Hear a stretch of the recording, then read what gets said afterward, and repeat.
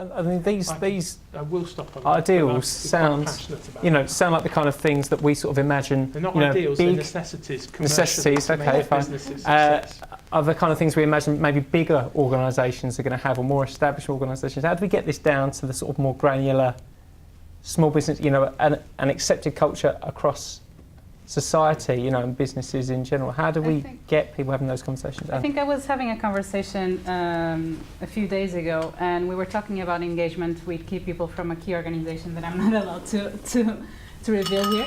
And I was asking, so why do you want to engage your employees? Tell me more about that so we can actually help you engage your employees. I need to understand more about your ultimate goal. And actually it was a meeting with 7 people, and one of them jumped and said, look, it's all about productivity. For me, we are a business, so we need to have a productive workforce. And I'm very passionate about values, and I think that values are super important in any organizational culture. But I think if we have to first achieve the behavior with certain organizations, I don't think that's necessarily bad. So if you have to go into a meeting and sell it and say that actually having diversity in your workforce will help you achieve this amount of money in the financial year, I don't think that's necessarily bad. And research in psychology shows that the interaction between attitudes and behavior can be quite fluid. So if you want to achieve social change, I think attitudes are key, but we can start by changing the behaviors. I don't think that's necessarily bad. The way for me, which obviously I inarticulately and managed to offend people in the beginning to do it, is I really believe that the guys who stood up in this room this morning have the power to change this more than anybody, because they are naturally respected and they are in those positions.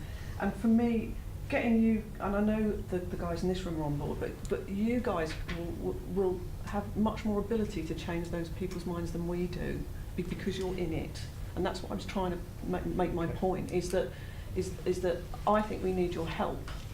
Because if you see something, then you should say it. And if you're not happy with it, and we try and do that from the outside, throwing stuff in. But I think that change it from inside. If there's somebody who you don't think's behaving right, if you're at the board or if you're at a meeting or whatever, there's going to be far more notice taken, unfortunately, if somebody who's reflected of you says, actually, I didn't really like what you said there or did there, or I don't think that's the right thing to do. And that, if that can happen as well as us trying to do our bit, I think we really can make progress, and we need that help. Very quickly, go on then. We're talking about the tactics here. We're not talking about strategically. Strategically, forget the Gender Equality Act. Society doesn't agree with it. 40% of marriages will break down, but 90% of the women will get custody of the children.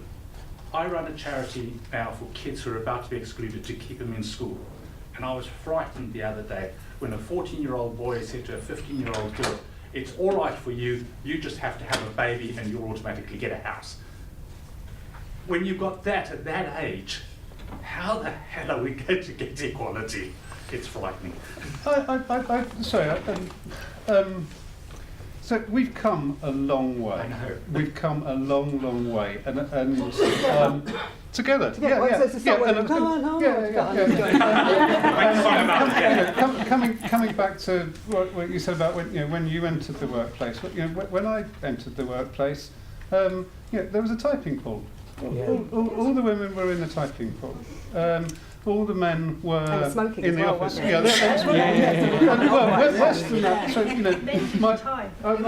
I was a absolutely. And I was a 17-year-old kid, entered the workforce. My colleagues brought me a girly calendar to put up in front of my desk. Those days, thankfully, are behind us and gone. When my mum, so we've just recently done a series on women's careers to celebrate Vote 100. When my mum entered the workplace working for a bank, her employment contract said when she gets married, she loses her job. That was the marriage bar. So we have come a huge long way. We mustn't forget as well, as men, to the men in the room, and going back to Vote 100, everything that women have fought for since then and before then has had a terrific advantage for us. Probably none of the men in the room would have had a vote in 2018 Yeah, because it was only certain classes of men that could vote. Women fought, we got the vote. Everything that you fought for over the years since then, thank you, yeah, has had huge benefits for me. Yeah, that's why I'm on side, because I'd like to live in a society where gender isn't on the agenda anymore. Yeah.